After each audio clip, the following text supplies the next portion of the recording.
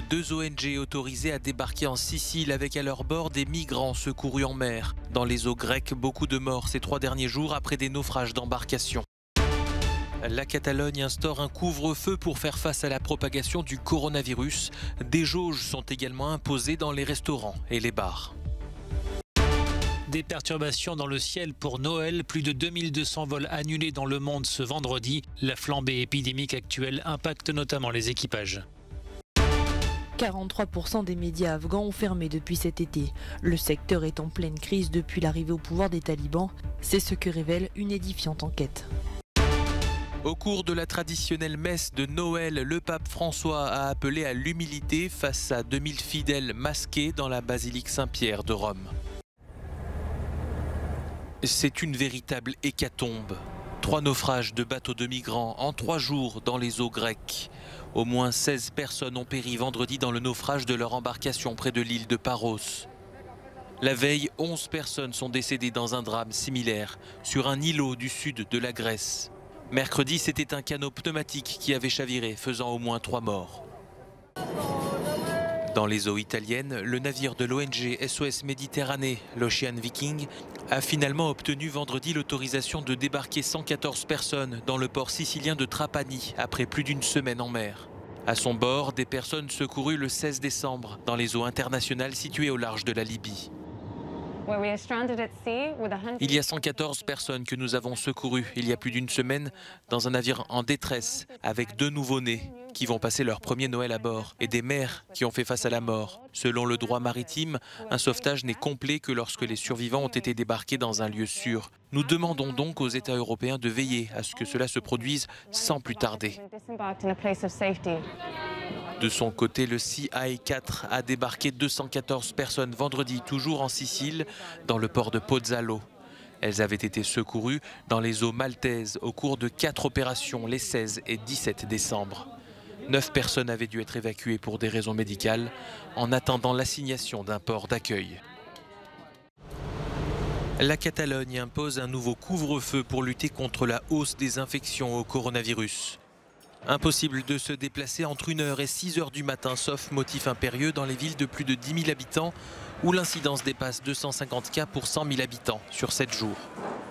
Les boîtes de nuit ont dû fermer et des jauges sont désormais appliquées dans les lieux culturels et les restaurants.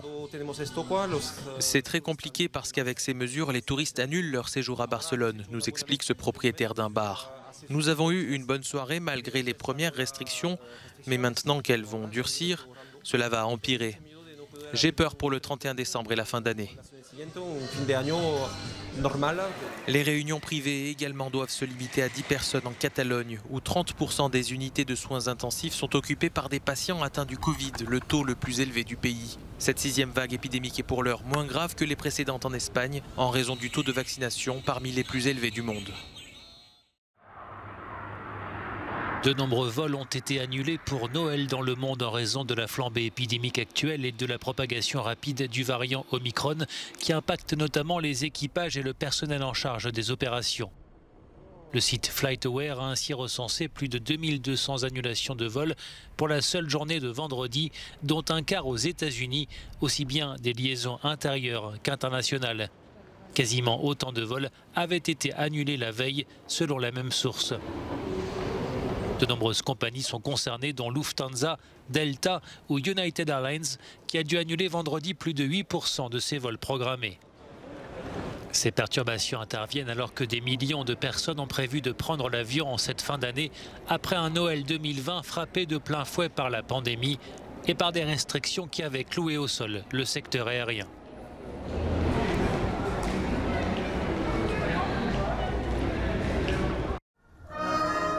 Une musique et une décoration de circonstance pour les vœux de Noël de Boris Johnson.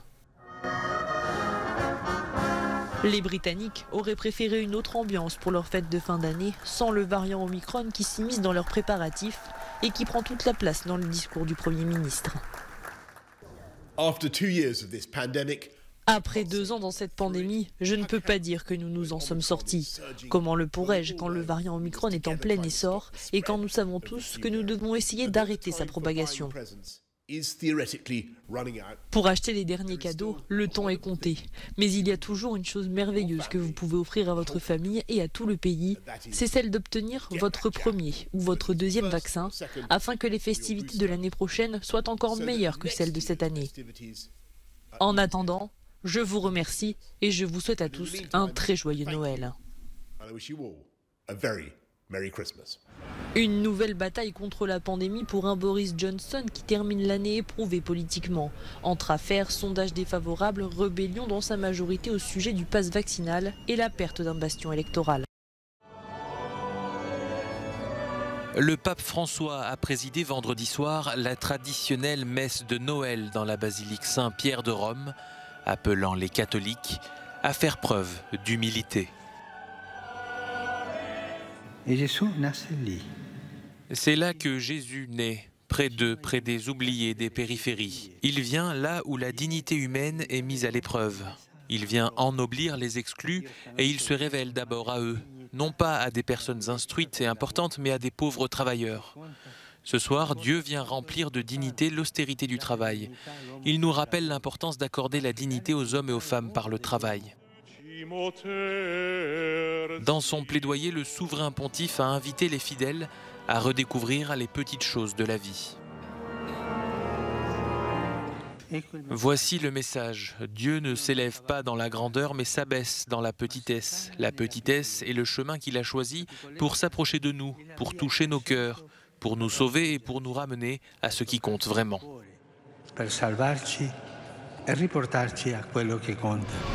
Cette messe s'est déroulée devant 2000 personnes masquées. L'année dernière, seules 200 personnes avaient pu y assister à cause de l'épidémie de Covid-19.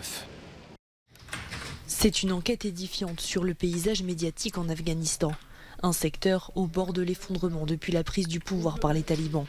L'enquête, publiée par Reporters sans frontières et l'association des journalistes indépendants afghans, indique qu'environ 43% des médias ont fermé leurs portes, laissant environ 60% de leurs journalistes au chômage.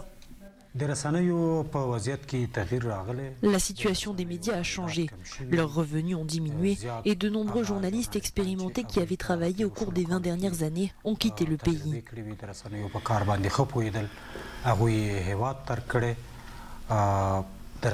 Le marché s'est affaibli.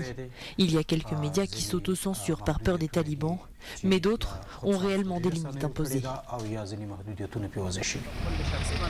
D'après l'enquête, les responsables, ce sont eux, les talibans, qui n'apportent presque plus de subventions et font fermer certains médias.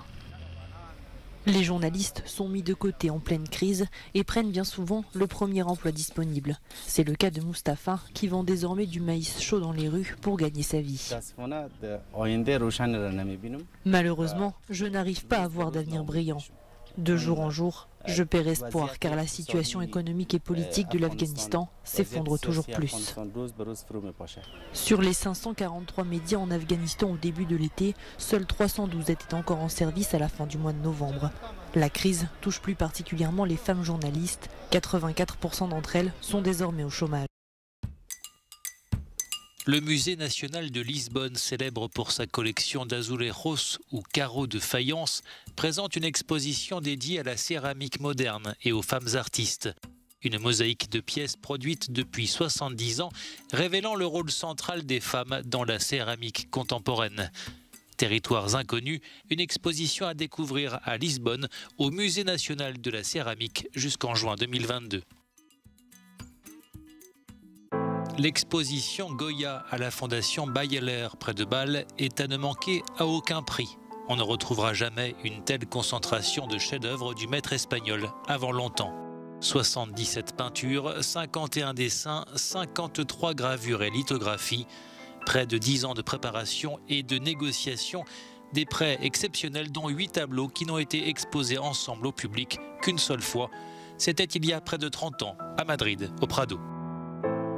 Anselm Kiefer poursuit son travail sur la mémoire européenne traversée par ses conflits, et notamment la Seconde Guerre mondiale. Installé dans les volumes monumentaux du Grand Palais éphémère à 2 pas de la Tour Eiffel, l'exposition propose des sculptures, des installations et des toiles de grand format conçues entre 2015 et 2021. Et sur chacune des œuvres, les traces de la poésie tourmentée et inapaisée du grand poète de langue allemande, Paul Celan.